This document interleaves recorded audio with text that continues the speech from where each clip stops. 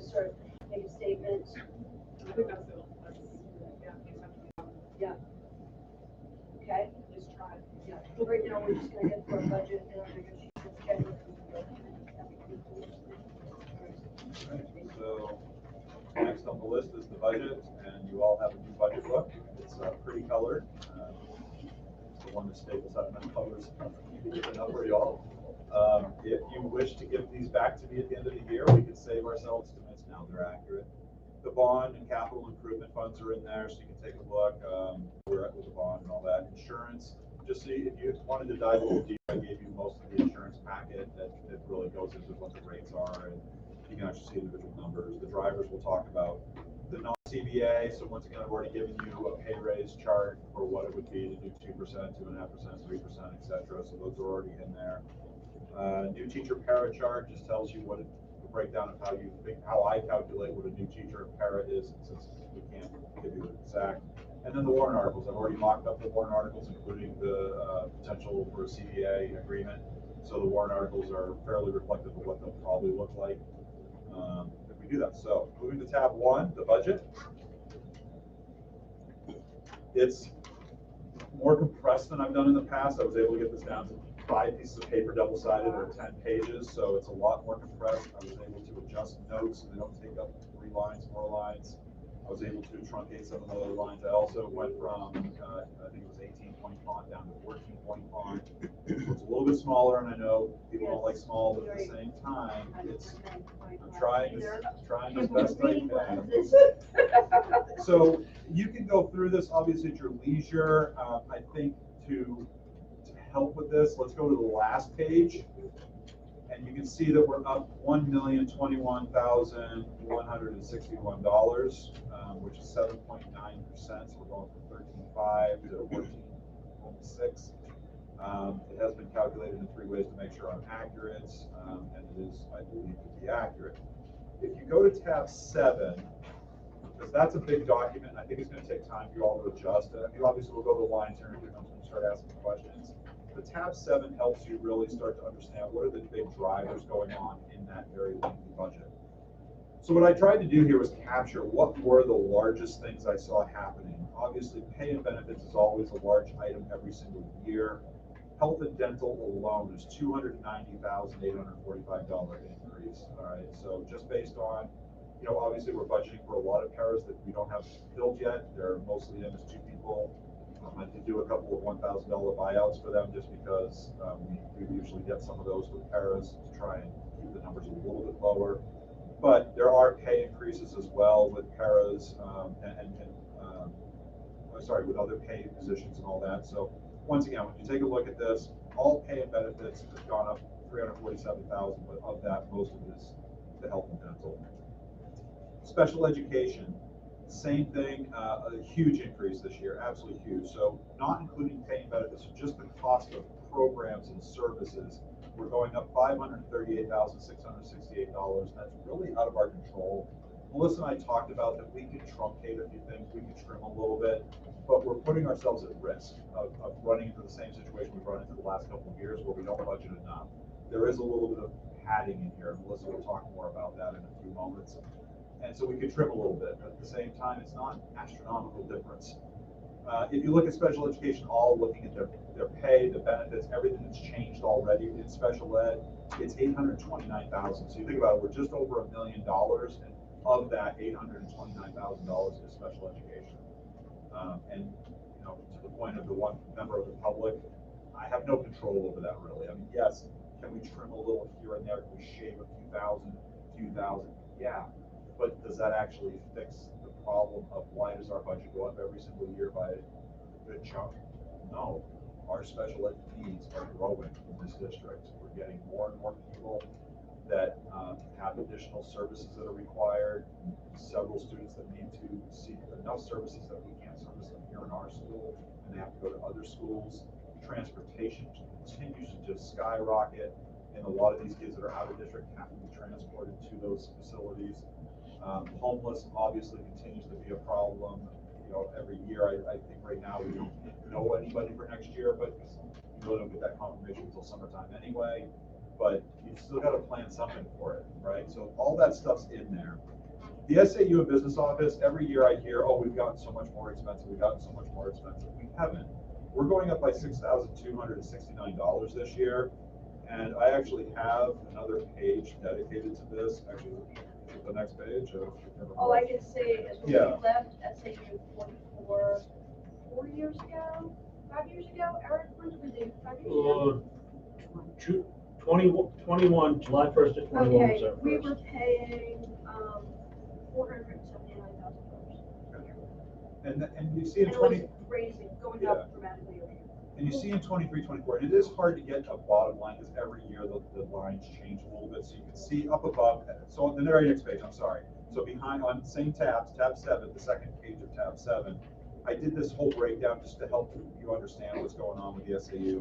So we had an SAU in business office. Now we just have an SAU, which you'll see when we get to the budget process. You can see that we had stuff going into the principal line that's actually still SAU, the facilities manager, all that stuff that's going on there. And then we had the HRA workers' comp and unemployment that was actually spread throughout the budget that then came into the SAU. So we have to subtract those out if we want to look at like to like. So I've done the best I can to get these numbers as like as I can. So we've 23, 24, 417,000, which sounds like it's considerably still down from where it was. We've dropped it 2 years in a row after that. We went to 396, then to 382, and this year we're going back up by $6,000, still considerably less than 479. It is cost effective to have our own SAU to anybody that thinks otherwise. And so I just wanted to make sure that's pointed out because it came up last year, it came up the year before, and I didn't have numbers like this to prove it. I agree. I think there's one thing missing here, and I don't know if the Director of Student Services, because that was SAU level. It says without sped. Oh, okay, So you okay. see on that chart, it says. Oh, without yeah, I sped. see it up in the corner. Special ed's captured in special ed. Right. So her increases and everything. I get that that's technically part of the SAU. I get that, but special ed is its own entity. The way I look at it is, I look at special ed as a whole. Okay. It's not, we don't have a choice really. No. You know, when it comes to I special agree. ed, I just feel like it's outside of our realm. SAU, other than special ed, we could say, well, let's get rid of an administrative assistant. Let's cut the CPA. Let's do these things. I would tell you that'd be disastrous, but I'm saying you have those choices. You can't say get rid of Melissa. You can't say get rid of the special education teachers. You can't say get rid of the paraprofessionals. They're required by law. And we don't have any choice there. So And I actually, do separate them. The special ed, the only services we received through the SAU was the special ed director. And Right. that was person that was divided, we had an assistant by 3 districts. So it really, we didn't have our own director. No, I completely So understand. if you're adding that piece in, Eric, you're right, we might be a little bit closer to what it used to be, but I'm still saying it's still well below, and what we've been working on is to keep it as trimmed as we possibly can. I mean, you can see 2 years in a row, we were able to say, look, 417 is too high, let's cut it back. We did, we cut it back again. And this year, unfortunately, just because of the costs of the stuff, it's going up, and there's no choice there. Yeah. No, this is great information. It is Yeah. great information.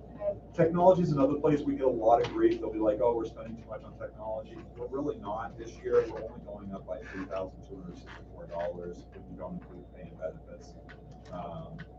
So once again, yeah. Eric, I still have my notebook or my binder when we had the committee, the SAU withdrawal committee.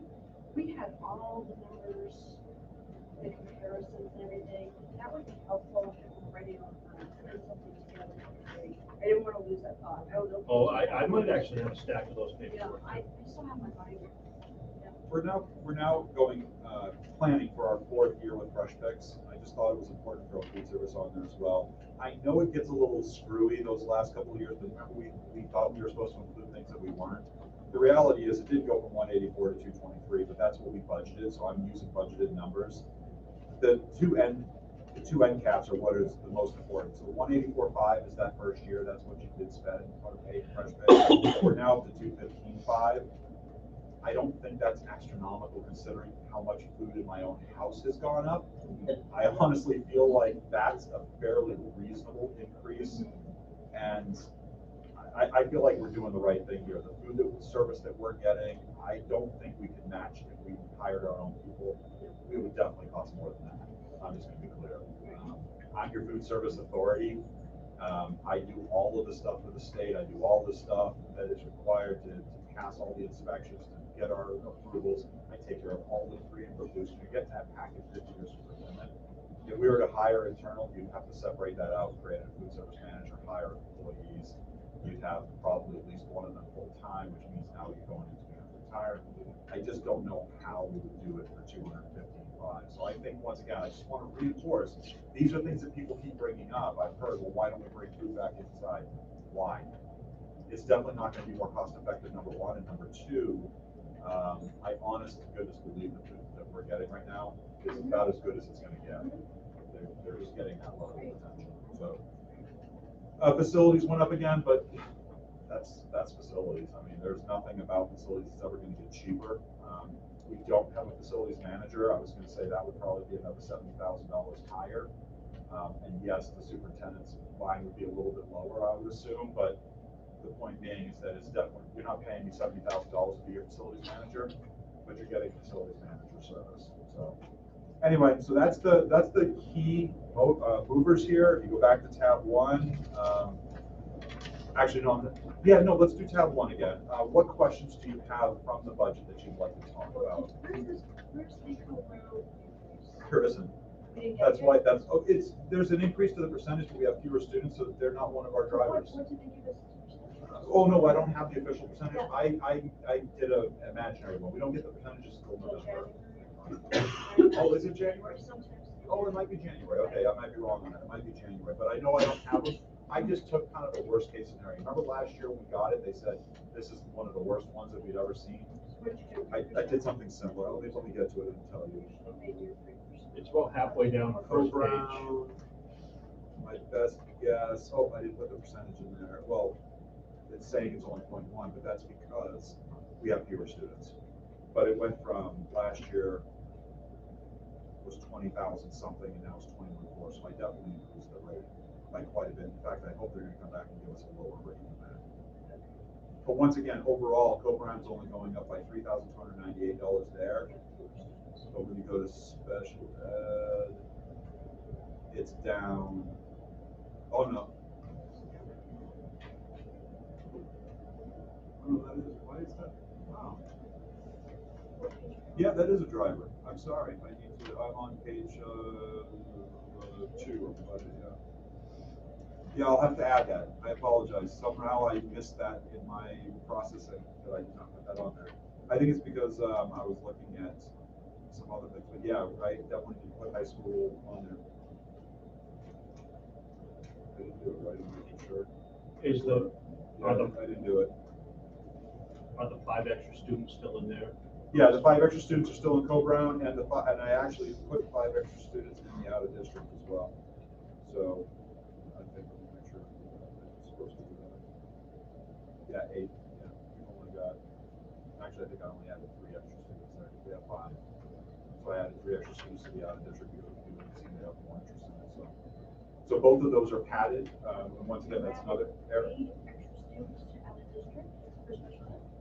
Or the kids going to Dover, kids going to Rochester, Pittsfield. So we have 8 extra high school students counted for. Yeah, well, no, we have 3 extra high school students accounted for through this budget. So next year we're only going to have 5, and I put 8 into the budget, because we might get 3 more. So I just don't know, because nobody's applied yet. So, but I would assume we'll get at least 3 more. So I did have that a little bit, because right now, technically, if we did it on current numbers, we have 5. I put 8 into the budget.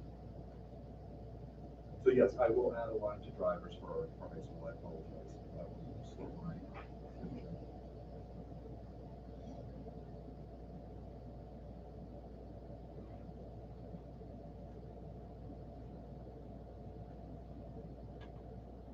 So obviously we're in,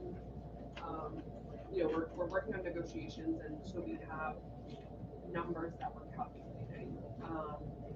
So I'll probably have touch base with you, Rob, because it appears that, are you taking, we have people retiring this year, so are you removing those and putting a Yes. different budget? I'm putting in what a new teacher would cost. cost, which is based on a certain step and a certain.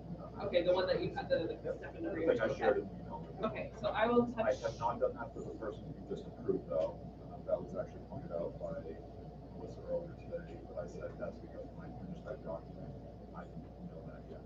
No, So that's I fine. do Just, address that. because like our warrant article technically is whatever it costs above and beyond what's budgeted. So, so I'll just touch base with you to make sure we're using the right quantity and numbers. Send me an email, I can probably send you back my budget spreadsheet, which has everybody on it down to $30,000. Okay. So I want to make sure you have the information, but that is my best guess. Now, once again, anybody can change their insurance. Anybody, we can have last minute retirements or not retirements, but people will leave us.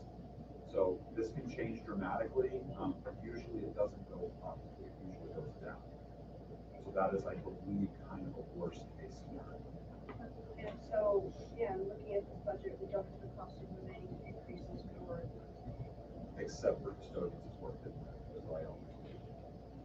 So the non-CBA is a tab in here, and you can actually take a look at that. I'll tell you what tab it is. Non-CBA is tab 8. And you can see who's on the list. I've got the tech director, the superintendent, administrative assistants, 2 of them, the SAU, the student services, the admin assistant sped, the principal, assistant principal, the admin assistant front, admin assistant data, behavior, which is that position that went into the out of the budget into the regular one. So it gives you 2%, 2.5, 3, 3.5, 4% increase. So the bottom percentage would be an additional percentage. So that would be the total cost. If you gave a 2% increase to all these people, it would come out to a 5.09 because you got to retirement holidays on salary. That can't be 5% increase to the actual budget. It's 5%. 5% change from one to the other. So from no, not to the budget. No. Yeah, I was going to say you're not going to put us at 12%. No, it says from fiscal 26 to fiscal 27, it's a 5% change. Because once again, you saying I'm giving a 2% increase, which I'm sure the people in negotiations right now are realizing, 2% pay increase has huge, significant ripple effects in the form of FICA, retirement, even long-term disability is based on your income. We did not calculate that. Do you know off the top of your head what the percentage is? If you I think I've got it. I think I've got it in my budget. Okay. But it does impact. It does. Until you get to a salary that's high enough that you're at 6,000, because that's the cap. I think I have the. Oh yeah, it says 15 cents. Oh, okay. Yeah, so it's 15 cents per thousand. There's an actual formula though. Let me get you the actual formula. That's just me shortening the note so that it wasn't quite as important. Okay. All right, let's go back to the budget. Do you want to, this is overwhelming since we're just seeing it for the first time now. Do you want to ask specific questions about lines or? So I have like, I guess, a general question. Do we, I guess, maybe, a lot of times I think we get like a detailed breakdown of say like technology, kind of like. It's in here. It is? Okay. Yeah, then that's what they're here for. Okay. We're gonna go into some of these, we've got a wish list, we've got, well, an admin recommended list, I know you don't want to. Add to the budget? We've got to talk about them. You may say no, but we've got to talk about them because these are items that we probably, in some cases, are going to have to do. But once again, I don't add things to the budget without board approval based on my 2023 experience. So that's the next tab that we'll get to. So we'll definitely have these folks talk about it in just a few minutes. The date. 2023 was an interesting presentation by me. Well, you just have to get to know. I did. All right. Once you get to know the process, you're all set. Yes. So if you're ready for that, we can jump into it. It's tab 2. I'm just going to. Okay, here we go. All right, so let's go to tab 2. So we have been meeting and talking about a number of things, and these are, believe me when I say, this list would be 100 times longer, but we really tried to prioritize as best we could. Okay, so is this a wish list? So, well, we're not calling them wish lists anymore. Remember, we got in trouble for that too. So now we call them admin proposed budget additions. Okay, so these items are not currently No, included. they're in the not. narrative. Correct. No, that's fine. Right. So is there a spot where it has, oh, right, okay, that's the next page. Okay, I'm jumping around. All right. So let me just walk you through this in order, Katrina, and then if you still have questions, you'll Yeah, you've got all the people here to have these conversations. This is the long part about budget night. All right, so the first one that we wanted to talk about, we bring people in that are not employees of ours who are expected to step into a role where they are paid, they're actually paid by district dollars, and they don't go through any sort of going through our required policies and things of that nature, because that's not part of what they're able to do under the stipend that they receive. We believe that some of these folks, and I'll give you a good example, we have an outside coach, right? Somebody who's not an employee that wants to be a coach. They really do need to go through and get some of our professional development. They need to go through some of our policies, anything from, confidentiality to, how to take care of a kid that they get told that somebody's bullying, things of that nature. And we really believe that they need about 3 hours to do that effectively. So we're looking to add to the budget a stipend, $75 a person. We're going to just say for the purpose of this 10 people a year, you have to add in FICA. Everything requires FICA, so that's why the total comes to $807.38 for 10 people to be able to get this per year. I don't think this year we have 10 people. I think it's more like 4 or 5. I was trying to be safe because we are trying to expand. You're going to see down below, I'm going to be looking for a Spanish thing to happen. There's other things that, we got volunteers that want to start maybe offering things after school. I want us to have the flexibility to go up to at least 10. So that's the first one. Any questions on that? I'm going to just go through the whole list and then. Okay.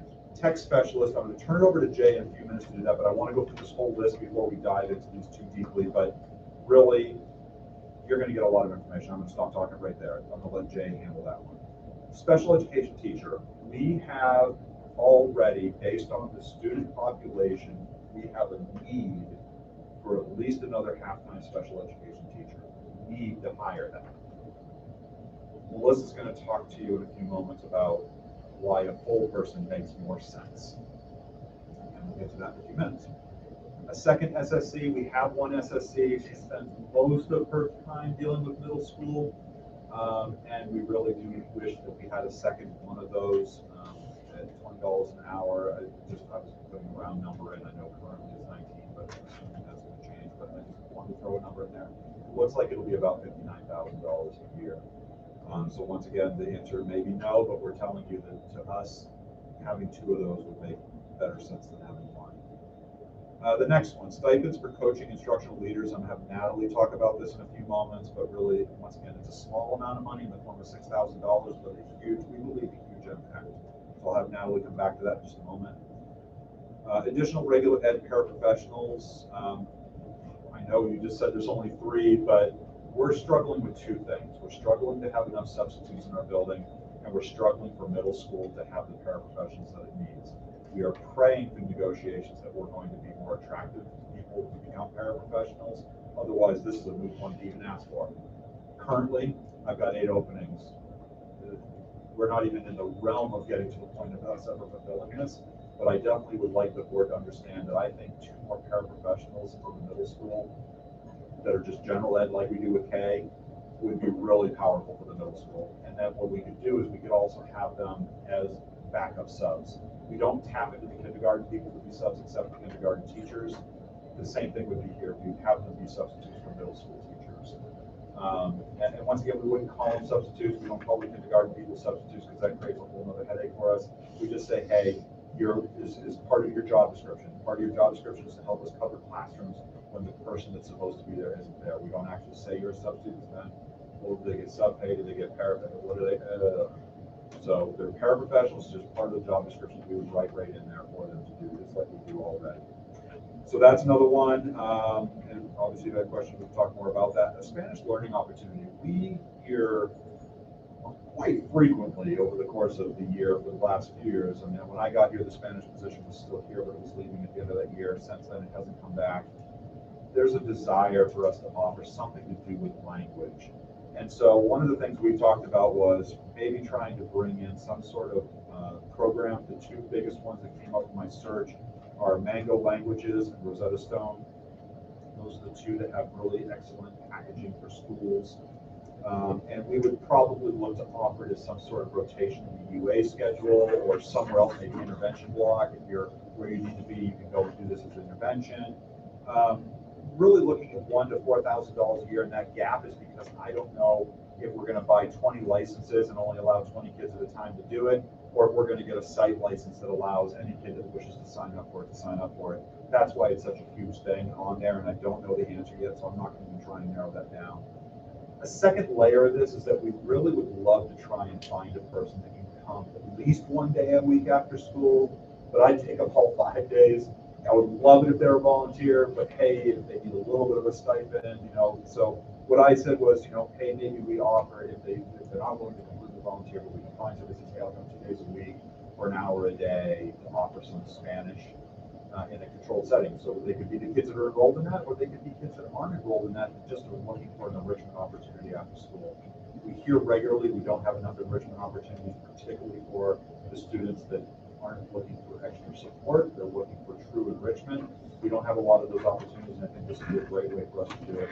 I'd love to see us bring something language related back to the school. And this is a way I think you can get your foot in the door for fairly small dollars.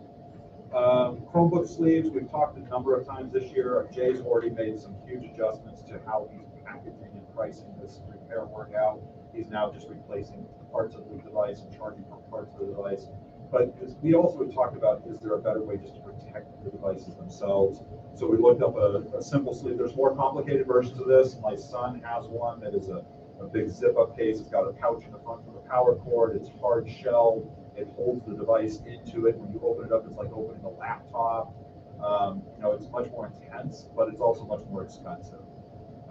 So we found this one. It's a nice little kind of cushioned sleeve. We think it would give it just a little bit more protection. It's probably not, throw it from a rooftop, it's still going to break, but it's a little bit more protective. And we said, well, let's get about 200 of those, and it came out to about $2,500. That was quick Amazon searching. If we actually go out, we might be able to find there's a packaged product out there, but we wanted it on the table for you guys to consider. So that's it in a nutshell. I'm now going to have these folks go more in depth, if that's okay with you. Jay's, the rest of this package is Jay. So the rest of this tab is Jay. So I'm going to turn it over to Jay. Jay, take it away and talk about the tech specialist as well as any of the other stuff that's in your tech section of the. Sure. So I'm sure you guys will have a plan. I know you've gotten requests from my predecessors for this sort of thing before. It really is necessary. Hold on one second, guys. Not the first section, not the second section. It's the next handout after that. So they're not numbered, but it says technology specialist at the top. So the first one's stapled together. Go past the stapled one. Go past the next one you see. Go past that one. Yep, go past that one. It's the one that says at the top, technology specialist, Strafford School District Business Proposal, Executive Summary. Back to you, Jay. So I know my predecessors have brought this up. It really is necessary. There's so many things that go on a daily basis in school that it's just impossible for me to do everything by myself. I can handle the major stuff as you've seen in some of the reports that infrastructure is operated. This all stuff happening. Some of the stuff that fell behind last year was like to sit in the classrooms and work with the teachers to see what software they were using, understand the software. That's all the work of software technology integration specialists. That would be somebody that's working school hours every day in school, sitting in the classrooms with teachers. He's my liaison for fixing small issues. He's the media specialist for taking care of problems with projectors and things like that. Every school has one. Every elementary school, if there's a technology director, there's at least one tech specialist. Whether he's the person that's in charge of the media, the center, or the library, and he does the tech stuff. One of those two variations. So if you take a look at this proposal, you'll see there's plenty of work for him to do this year. Can I add a little bit to that too? Just one of these things that we're in the digital age, right, where we have kids that are online perpetually from the time they're 3, 5 years old, and they know about the internet, they know about phones. And so we are trying to find ways to integrate technology, healthy ways for kids, from kindergarten all the way up, really pre-K all the way up. And so a technology integration person can really focus on some of that work in supporting teachers in effective instruction in their classroom using technology resources. Obviously, our teachers are working so hard and have a ton on their plate, so this person can help alleviate some of the, like, here's this great resources, you're looking for this particular thing you want to work on. Here's 3 different things I know about that are technology resource that can support your instruction in your classroom. Additionally, working with kids and doing some kid-facing work, kid-front work that really is like, okay, let's get some of our older kids like really excited about learning about technology and being able to do some of this work themselves and supporting Jay with, fixing things. There's a lot of opportunity for learning and expanding what's not only happening for teachers in classrooms, but what's happening for kids in classrooms, and also doing some of that digital health and safety, that sort of digital hygiene thing that we hear a lot about, and citizenship, yeah, exactly, and being able to really understand and integrate that a lot more in classrooms. And there's I've seen this role be really crucial for educators doing some of the STEM work. We're really trying to get kids excited about STEM and using their hands and all of those really important things that kids need to be able to do. And this person can really support that work. It's the bridge. It's the bridge between the technology and the education. Yeah. It's the link that is going to link them together and help us. One of our dreams too, and I know Jay has had this dream, I've had it, I think even going all the way back to Rob and before that to Zach, that we all have talked about this on multiple occasions.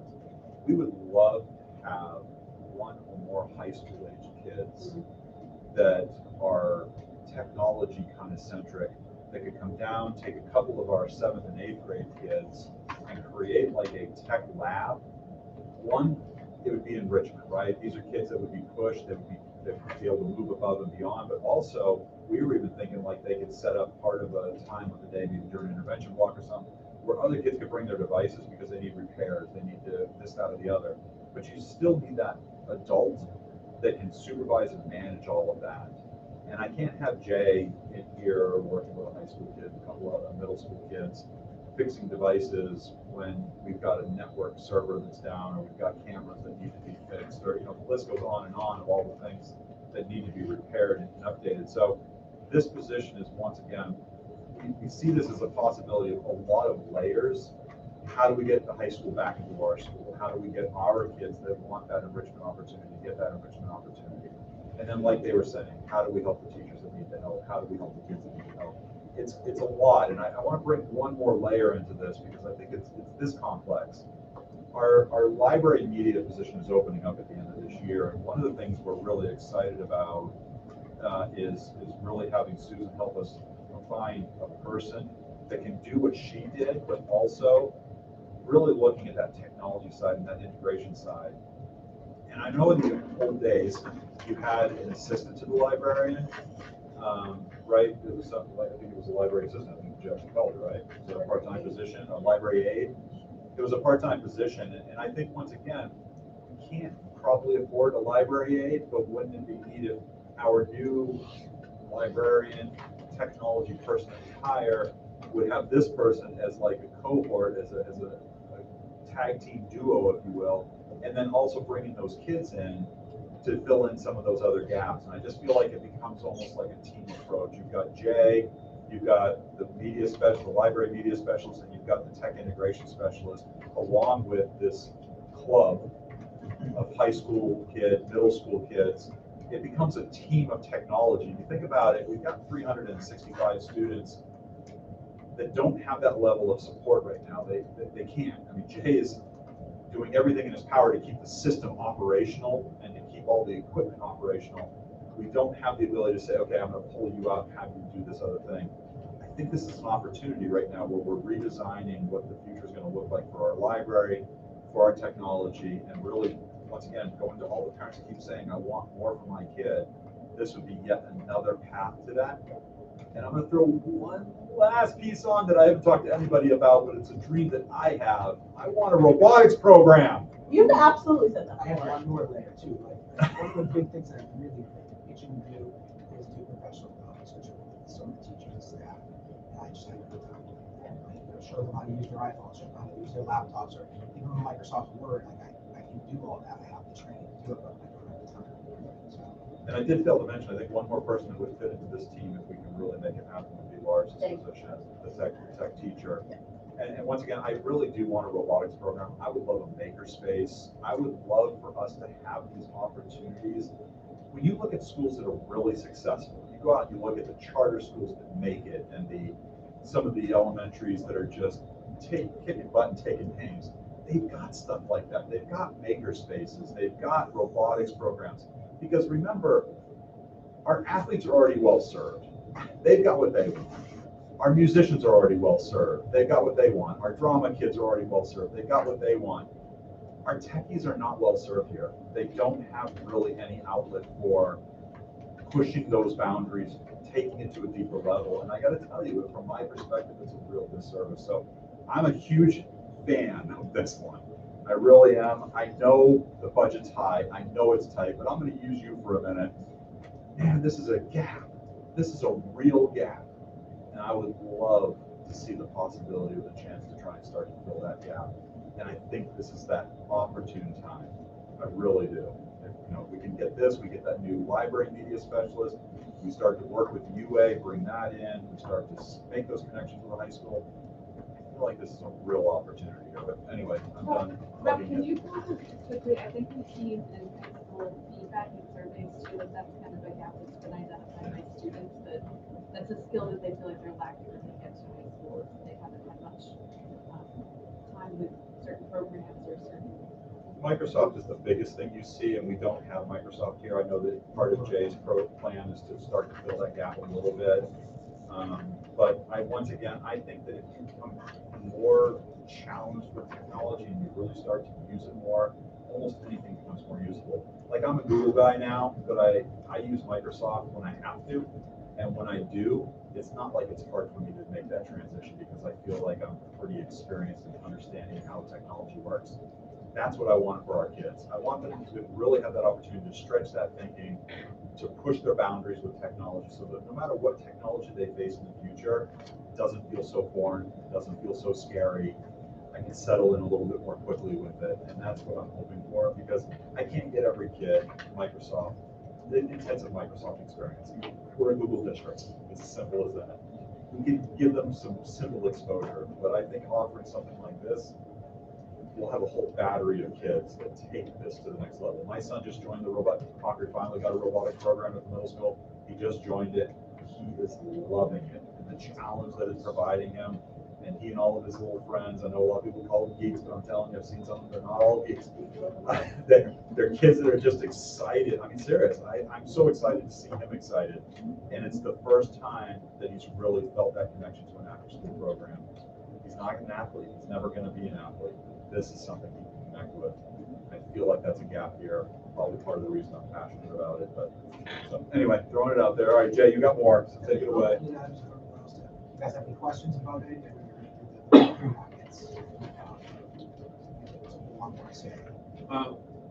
We have a smart board in every classroom. I don't know much about them. How much are they being used to their potential? Yeah, so that's a great question. So we have a smart board in every room, but they're all extremely antiquated. They're all very much like this one. They're between 10 and 15 years old.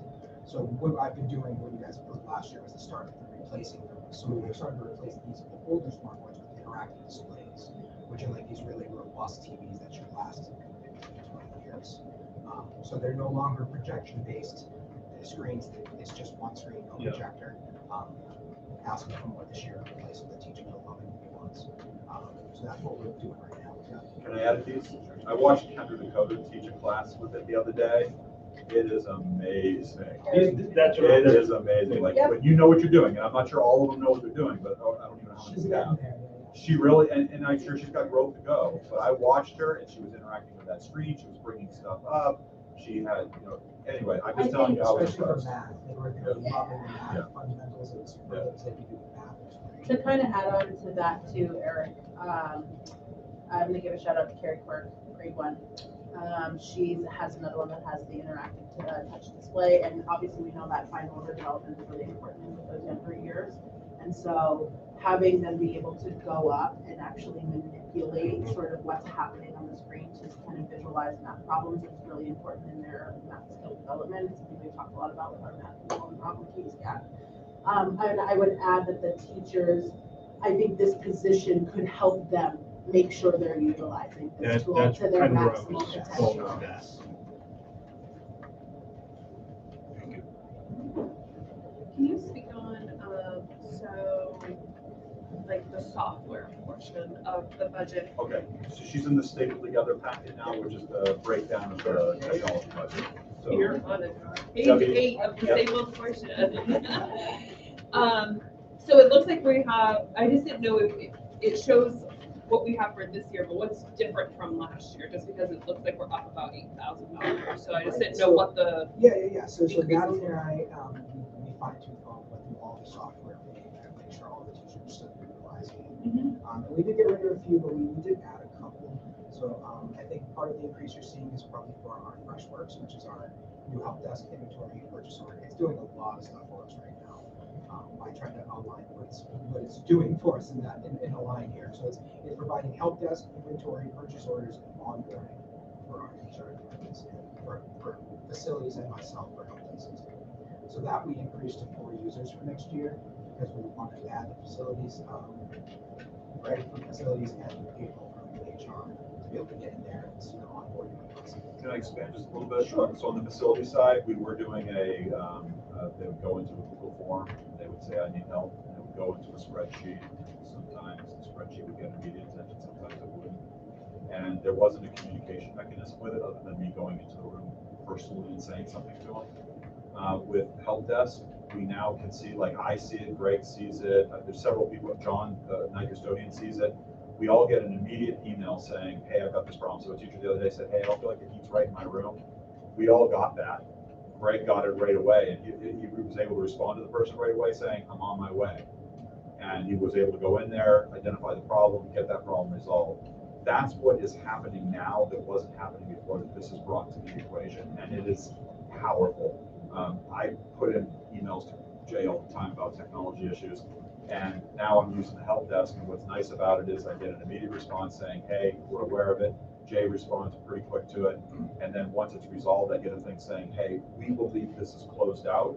If you don't agree with that, please let me know. And you submit a new ticket and say, hey, that isn't resolved. That just happened today, actually. Jay had said, this is resolved, and I said, not from my computer, it's not. So once again, I just find that immediacy, and I think that it's, we have had, as far as I know, 0 complaints about facilities not responding this year, 0.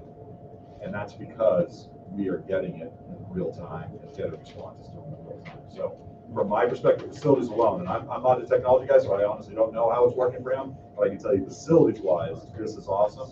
I also don't know how much we're using it with HR yet. I know that's the plan. Are you using it already much? Just for purchase orders right now, I think we just started with Okay, so it's still in its early infancy, but we see a lot of potential. I know Jay was showing us what it could do, and I was like, that's exciting. So I would add too that was a point of feedback we've gotten from like new employees that have come on, and so we're trying to continue to make sure we're retaining, our staff. Is that they felt like they came on and they're like, there's all this stuff they have to do and they don't know who to go to. So this kind of thing can really say, Natalie, you need to set up a welcome meeting. Jess Clark in the office, you're going to get them their ID badge, all blah blah blah, all the stuff, and it makes it really efficient. And that way, so we're making sure everybody walks in their first day of work feeling really supported and ready to go, so they can focus on doing their job. yeah, we recently had a para come to the SAU and say, I don't think I want to do this anymore. It's too much. I don't feel like I've gotten the support I need. Melissa and I really, and others joined together. We all hunkered down. April went over and got one problem resolved. Melissa got another problem. I got the problem resolved. We all got problems resolved, but what we realized was it really was that onboarding breakdown, that some stuff hadn't happened and that she didn't. Some of the people were like, oh, I know, I was actually getting that ready, but she didn't know that they knew that they were getting that ready. And so she was just feeling overwhelmed and lack of support, and we believe that this is going to be one of those things that would help make sure that doesn't happen again, because as you know, I can't afford to lose a single para. So. But to speak to some of the other increases, I know there was a couple software types on there last year that had the incorrect amounts. It was actually more on the invoice.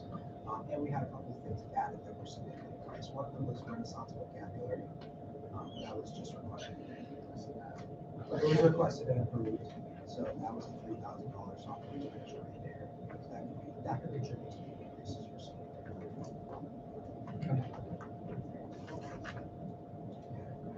Any other technology on the packet, the staple together packet, is the breakdown? You can see the interactive displays. We want to try and get 10 of those. Once again, that's just to move the project along that Eric, we were talking with you about. We've gotten a few last year out of fund balance. You approved a few. I think it was 2 actually, if I remember correctly, out of fund balance. We're so far from all the rooms having them. We felt like 10 would get us there, but if once again you were to say, hey, only get 8, there's a place where you can trim a little bit. He's got, other stuff is relatively small, like the spare bulbs and things like that. I think probably the biggest thing is our communications stuff, right? We've got $62,000 for our internet long distance, $10,000 for the VoIP, $38,000 for the copier. And once again, the copier, it's as actually Katrina just got to experience today. She didn't color copies in the SAU now. If you need them, then we did. We need to color copies today. It is dramatically better than it was. The machines are more reliable. I think the repair guy was in the SAU, I'd say minimum every 2 weeks.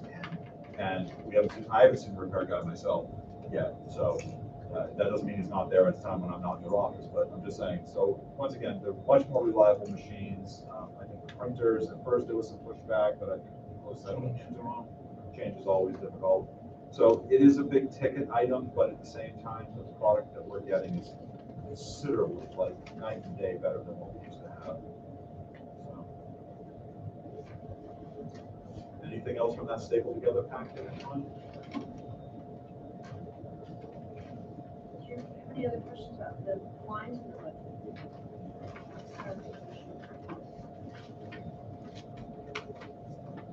Salary item.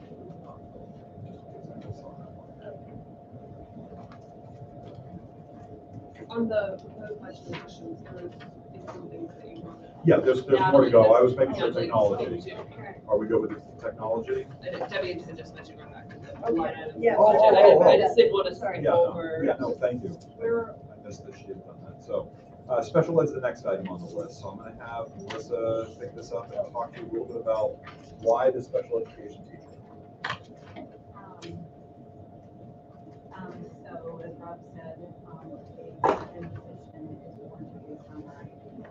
The additional part-time to full-time would allow some extra benefits that I'll talk about. I do want to clarify our caseload numbers are not tied services and the type of services. So that's the larger issue on why we need at least another person. Other pieces that a full-time person would be able to support us with are the collaboration and the support and the modeling for how to more meaningfully engage students in the classrooms. So more support around how to implement accommodations in the classroom, support modifications in their classrooms. And I think part of that is looking at our forward needs and wanting to make sure that we can retain as many students here as possible. So that's the kind of the broad picture of why we need that additional staff.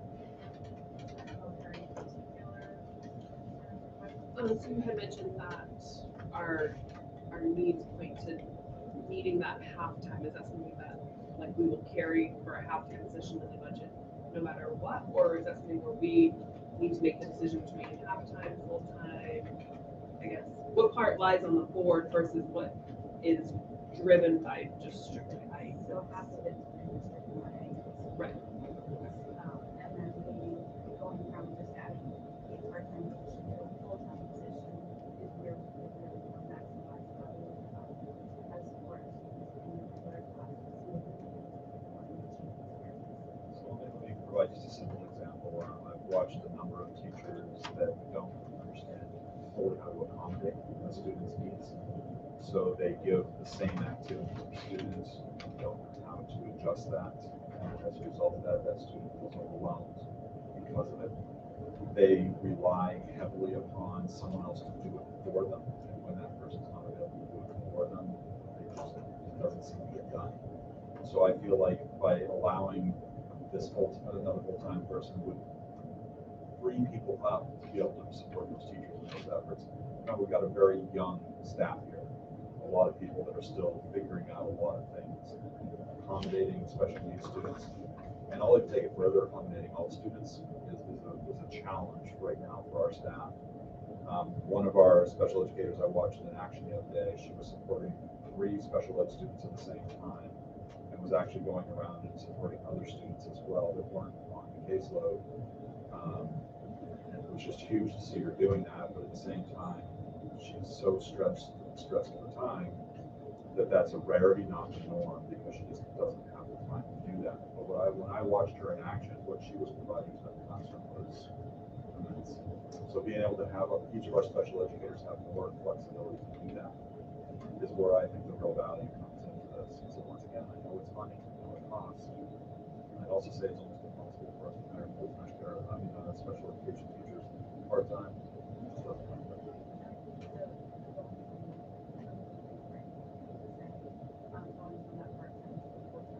The goal is to provide more, if you will, technical assistance to the classroom support.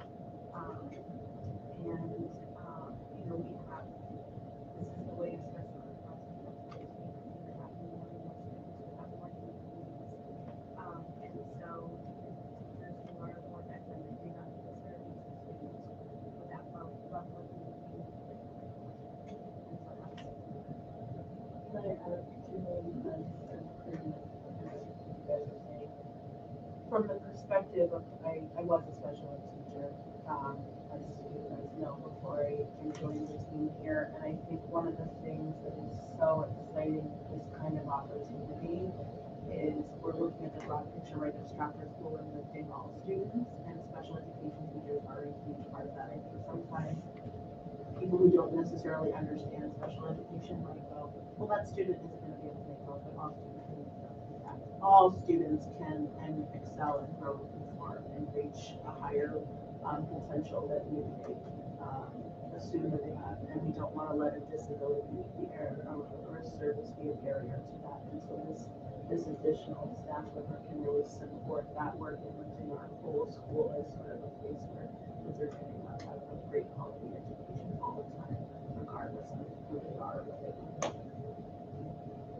So, is they have to initially include in the budget, nothing's included currently? Once again, don't change the budget without permission. Well, sometimes, special education often, those things are Because- driven, so I just want to. The reality is, could you say you're not going to hire that position? You could as a board. You have that ability. We would have to make it work. What I can tell you is it's already strained. Straining an extra half person would be, I think, we'd lose more people. And that's really what we're trying to balance here. We're trying to say, not only do these kids need and deserve this support, but our staff needs this support as well.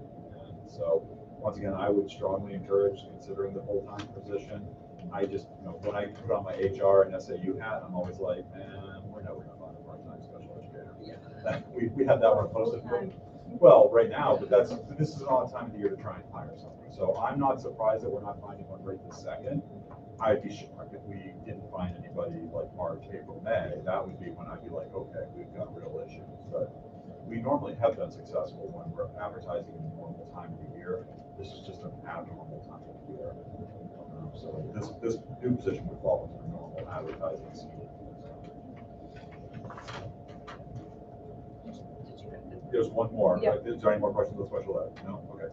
Natalie, you want to take it away on the stipends for I coaching? do. I feel like a little bit like the redheaded stepchild, going last asking for more money, but here I am because I believe in it. So I am really interested in sort of in the efforts that we have taken, in the investment that you guys have made over the last, even before I came in, when I came on, with like getting consultants in the building and expanding like our teachers' knowledge and professional development. That's like so critical. And I know that we're already seeing good trends moving in the right direction with data. I've shared stuff with you guys and presentations before that are, especially in our elementary, our kids are checking really, really well. So one of the things as part of continuing to amplify sort of our instructional practices across the building is I'm looking at sort of how we can expand our own internal capacity. Yes, we have a younger staff in many ways. We also have some really kick butt teachers who your kids have, I hope, had some of these people. I know have had some of these people who are absolutely implementing the most evidence-based practices in their classrooms. They are engaging learners at high levels. They are expanding thinking for kids. They are engaging them in unique learning opportunities. And as a result, their kids are performing and reaching a higher level of skill because they are getting such high quality experiences in those classrooms. And so I would like to propose that we have a stipend for 3 identified leaders in our building who are trained as instructional coaches to take what they already know. We're looking for those people who are our teacher experts. That's a non-evaluative partner for them to sit down with, get feedback, immediate feedback on their instructional practices in the classroom. That I give that too. That's part of my role, is to give that instructional feedback. But it's nice when you can say to someone, okay, it's hard to say to your boss, I don't know how to teach this group of kids this particular skill. I'm really struggling.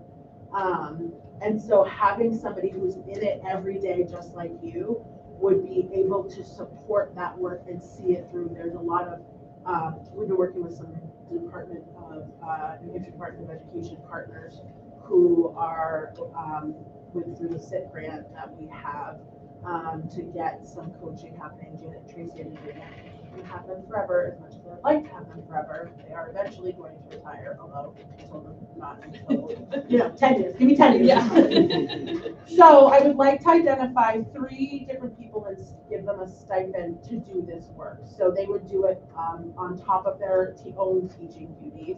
It would be someone that focuses on early elementary, K2, upper elementary and early middle school, would go in and provide feedback to their peers. They would stay up to date on the research and share those things. They would run professional development for staff, all of these kinds of things that it can expand and build the capacity of all of our teaching staff and celebrate the people who are doing good things internally and spread that, because we want that spread when they're doing good things. So that's what I'm asking for, is 3 stipends, 2,000 each for a total of 6,000. Any questions? I think that sounds like a good idea. Tell them Mike's curriculum person. No, I mean, that is a good question. Isn't that title, is it 202A that also funds that teacher training? So Title 2A does professional development. Title 1 is I think it's I completely support what Natalie's saying, and I would add that as part of the partnership with the Department of Ed and the grant that we have now, they are training those staff for free. So they are training the staff on how to deal with scale, how do you approach these strategies. And the train, 2 of our elementary school teachers just went through this training. This training specifically focuses on literacy. These would not be literacy focused. It would be grade level focused, because obviously K2 teachers and all teachers except when they get to middle school, so K through 4, they're teaching multiple subjects, right? So, but good teaching is good teaching regardless of the subject. So they would be able to expand beyond literacy to numeracy to get feedback, and I would work with them like, hey, I think this person could really use some support around classroom management or whatever it is. But they don't tell me the specific observations. We keep that really separate so the teachers have kind of an unbiased, and I can go in and do my thing as their supervisor and kind of collaborate as a team. So it would expand upon the literacy work that's happening to include all areas. So Melissa, for next year, do we already earmark all the Title 2A money? So what I'm saying is, that sounds like that would fit for Title 2A. I think your question is, can I find I think that we should do that. I don't know. I mean, it sounds very valuable, but I know that we do have a grant that would cover that if we have money. If we have the money, and also keep in mind that, I think the best project what we might receive from the grant this year, we don't know that money until this grant. And, you know, the way things are, like, we're sure whether we're gonna get those grants this year. We don't think, so that was at the federal level, there is an uncertainty. Okay, right, I agree. So I just want to make, yeah. Just, plug for this program, we did this in the previous district where I worked. We actually had a math expert, an English expert, that were given one block of their day to do this type of work. After a year, it was so successful that we actually paid them full time to do this work and replaced them as a math and English teacher in our building. And we went from basically the worst math, 8th grade math scores, to we beat the Lakes region. We were number 1 in the Lakes region for math. English wasn't that far behind. And 8th grade, they actually were so successful that they were able to improve us, like I said, in the number 1 spot in the Lakes region. So I can tell you that it can be very effective if you get the right people. Now, once again, this is the earlier version of it, which is, some time here and there. If we find that success, we might down the road want to seriously consider that as a position within the building instructional coach. But we understand we can't ask for any more positions, so it's just, this is a less expensive way to hopefully get. I cooled myself off from asking for an instructional coach because I recognize the budget constraints. And it's a contract year too, so that's always, that plays a big role. Anything else anybody have any questions on? I think we've gone through all of them. That was my plan for tonight. The one other thing was Jay's position, but like I said, we have to do that in non-public. Does anybody else have any other questions? So back to, this is a lot to digest. I mean, normally, to get it right. Time to read it. So, all right. This is always the first night, right? We give it out, we talk Right. about things, and then you guys walk away and we get back to it. All righty. So thank you, everybody, for coming to the meeting and answering our questions. We're going to let you go. If they would like, but they are always welcome to do that. Yeah. I'm here. All right, Sorry. so, you know what, I'm gonna make an exception and do a public comment now for you. You can do a public. Well, I don't want to jump in. I just was gonna, I didn't know if that was the time you're gotten to. But you were talking It's about usually at it. the very end of the meeting, okay. but you know what, is there a specific, you're the only person here. Make No pressure, no exceptions, pressure. just one So, time. I just had a couple more statement, if that's okay. All right, As I mentioned at the first meeting of the year, the better our school is, the more students that will stay in the district and eventually come to our district. And the more students who stay in the district, the more money we keep in our district. And also, I sort of similar, like charter schools don't have to take special needs kids. Private schools do not take special needs kids. And so if we're losing not holistically, and I think the more that we can keep students here, the more that they raise each other up as well as we raise up. And so I just wanted to sort of reiterate that. I really love the coding and technology piece. I was in Kenya with students from UNH, and that's part of their curriculum is coding and robotics, this standard curriculum. So that I just wanted to support that. Just a couple of thoughts, and I just want to say I really appreciate everything that I heard tonight, because what it sounds like is that we're aiming for that North Star that I mentioned at the very first meeting of let's be the best school in the state. Let's be, and if we fall short of the best school, guess what? We're the second best. good. Thank you. Thank you. Thank you. Thank you. Okay, all right, so we're gonna thank you guys for coming. Thank you very much. Natalie, it's up to you. If you wanna I'm say- hanging. I'm here. Okay, that's great. I'm hanging. Thank you, Jay. Thank you. Okay, Melissa, you too. Yeah. Yes. Yeah. But I'm very happy to say that there are questions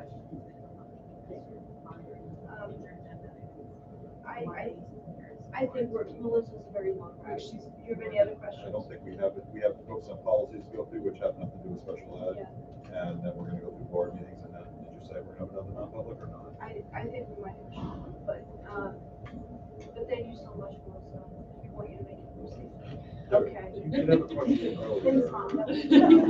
Right. I can't help myself. I can't help myself. Did you need her to stay for non-public for your question? I'm trying to remember what it was, I honestly can't.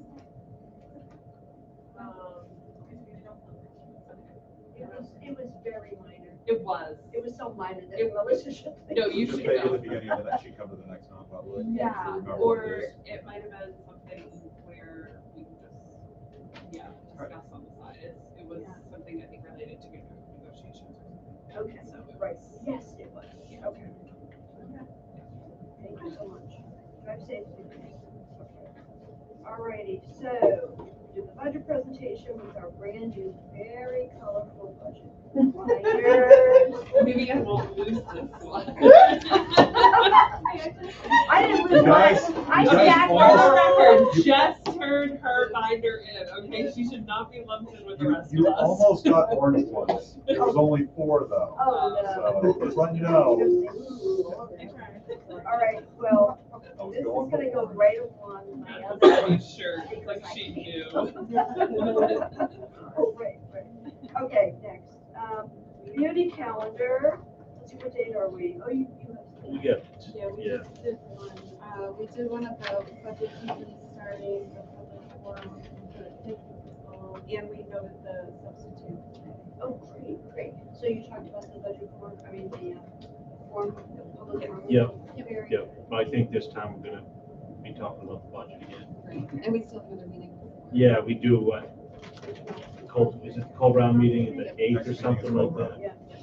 I missed the last board meeting, so this might have been talked about, but I know we talked about like the school doing a little flare. Yes, well, and they. I mean, I figured you'd be very excited about it, Yes, but. yes. It is. Awesome, Yes. cool. There should be one in November, was our first one. Great. Yes, it was very good. We had a copy. Yeah. All righty. Okay. Committee updates. We have policy committee, 39, page 39. Yep. Just kidding, just kidding. I'm so excited, I'm so excited. Oh, my. Oh, you're writing It's so emails. fun. Like it's like one little-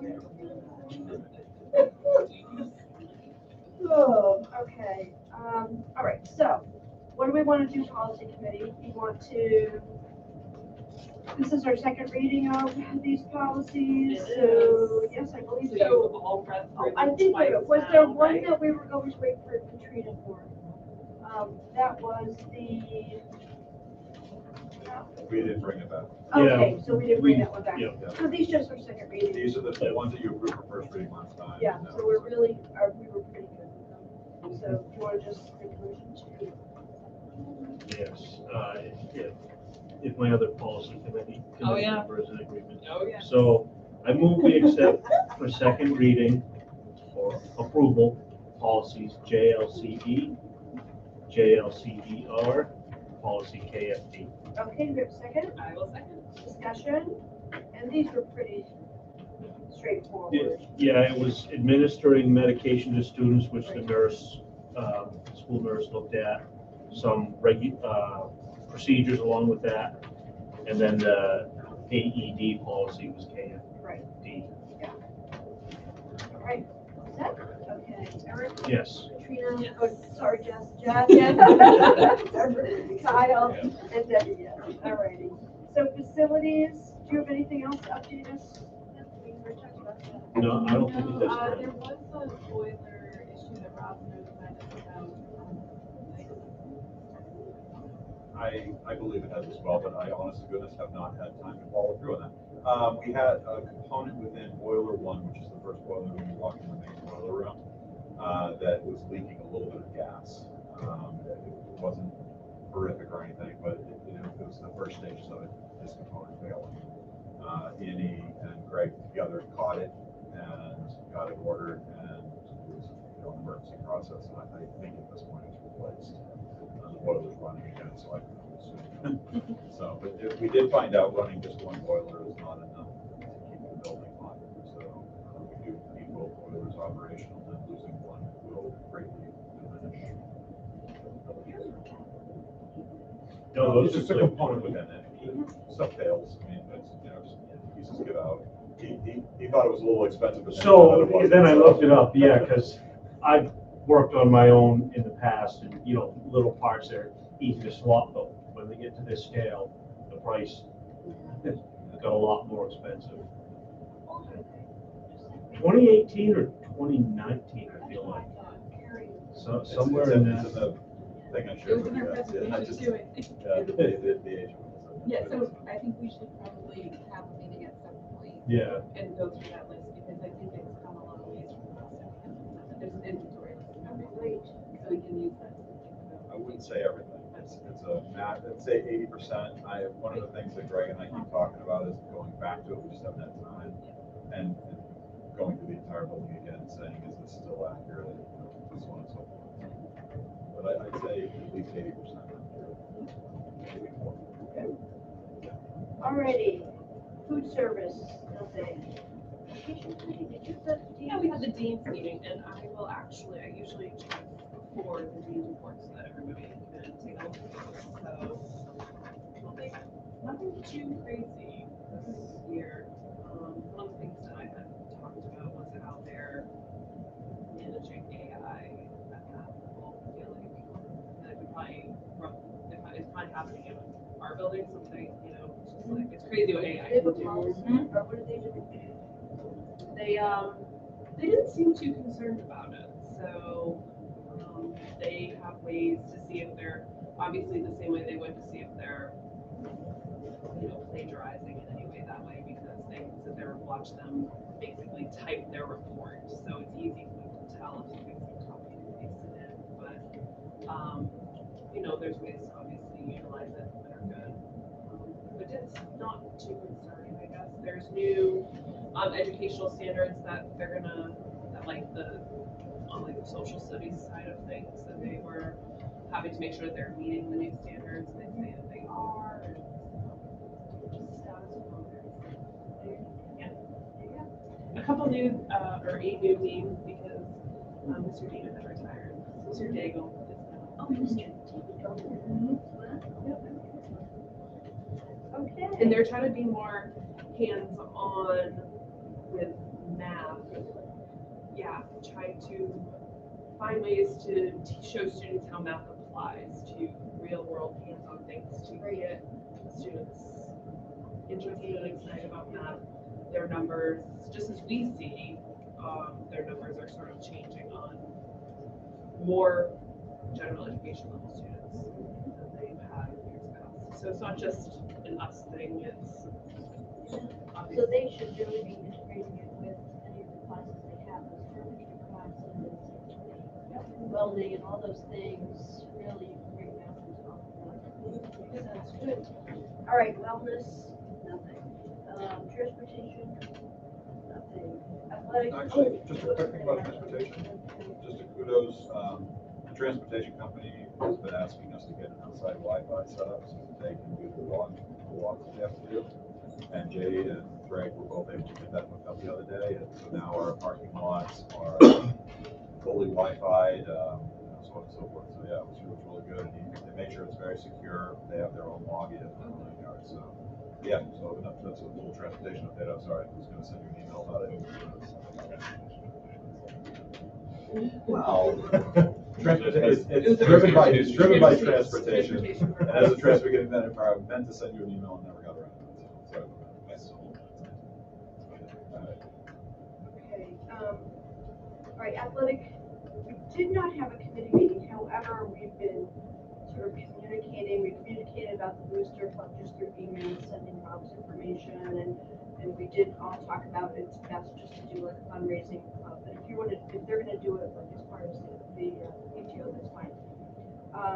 Now, working on, Jeff did interview several of the coaches for basketball. He wasn't able to get the exact information to you today, but he did send me the 3 names. I don't have the stipends here to go along with it. Okay, so we have a boys A basketball coach. So so we need a sticker for that. I have a girls' A basketball coach. I believe that process is over, so, okay, and then we have a girls' B basketball coach. So, Katie. Okay, so we just need to get the stipends. Is Tim Taylor, Miss Boys A basketball coach? I've got it right here. I forgot I had that. He is, I don't put the B coaches aren't in there. Did the boys basketball B coach Oh, is it's on the He can give budget. us like a comprehensive stipend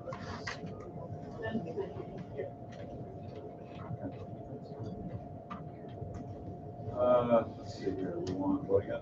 Basketball, right?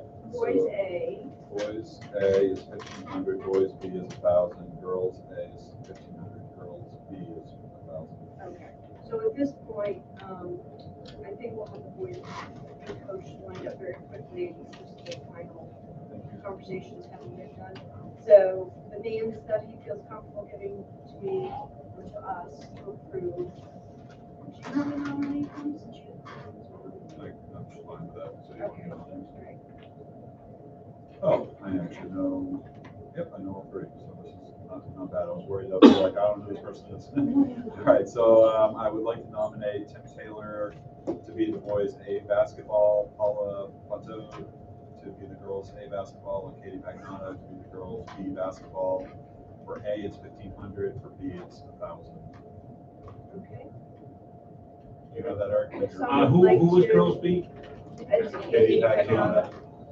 If someone would like to make that motion, just so we can get them approved. I'm ready.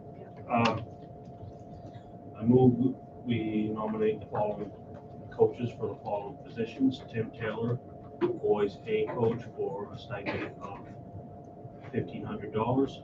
Paula Photo for girls A coach, stipend position of $1,500. Katie Pagnata, girls B coach, stipend position of $1,000. Okay, do you have a second? Discussion? Yes, we're glad to have them. All right, Eric, Yes. Jess, Katrina, Yes. Kyle, Yes. and Debbie, yes. Okay. So, New Hampshire School Board Delegate, we're not talking about anymore. How was your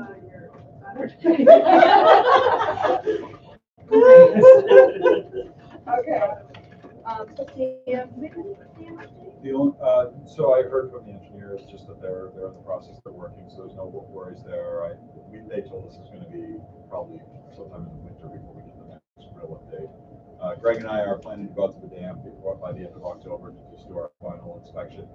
I'm imagining the low rain content we've gotten this fall means that it's probably still not going into the intake. I imagine it's still dry, which would mean that it's still clean and we don't have to worry about anything. Just close it off for the year and be done.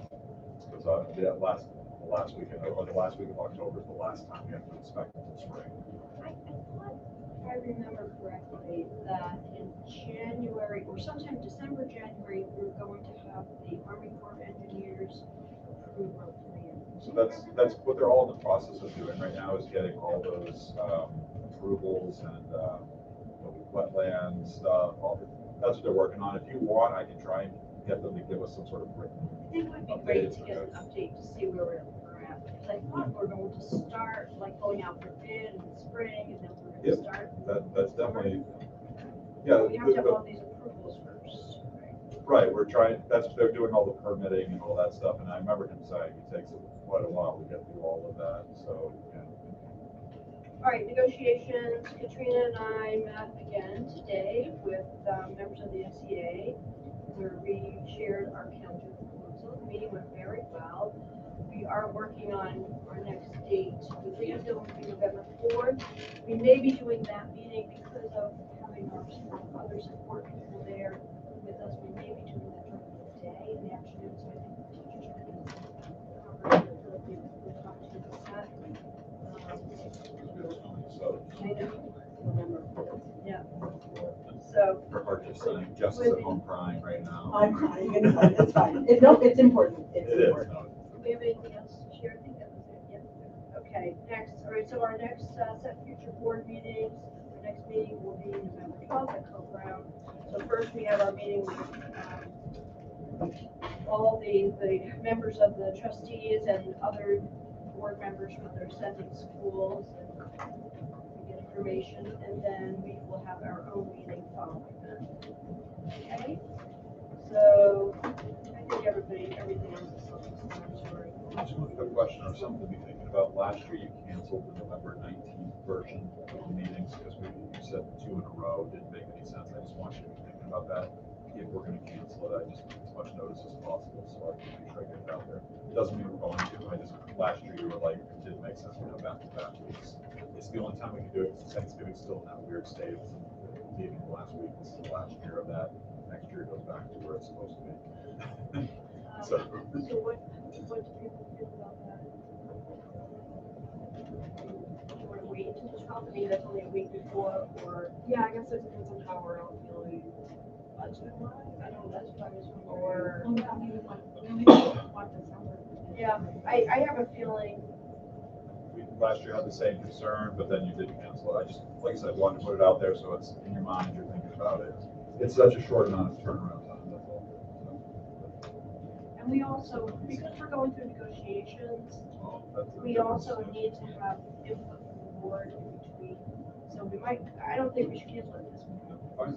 Unless we get so much done on the meeting of the 12th. Alrighty, other? No? Alright, so public comment, we already did that. Do you want another public comment? No, thank you. I apologize. I thought you were kicking us out. oh no, you're good. You're the only one here. It was fine. Okay. Alrighty, so, we have a motion. Are we gonna go to Oh, we do need to do another non-public. I'm so sorry, and that would be under C, correct? Yes. I move we go into non-public at 9:40 under RSA 91A32C. Okay, there's a second? second? Okay. Checked out. It's bedtime. All right, Eric, Jess, Yes. yes, good night, everyone. Thank you so much. Thank you. Takes 12 seconds. Rob, do you have time before you go to non-public? One second, I just gotta Rope. turn that off. No, I'm doing it right now. Okay.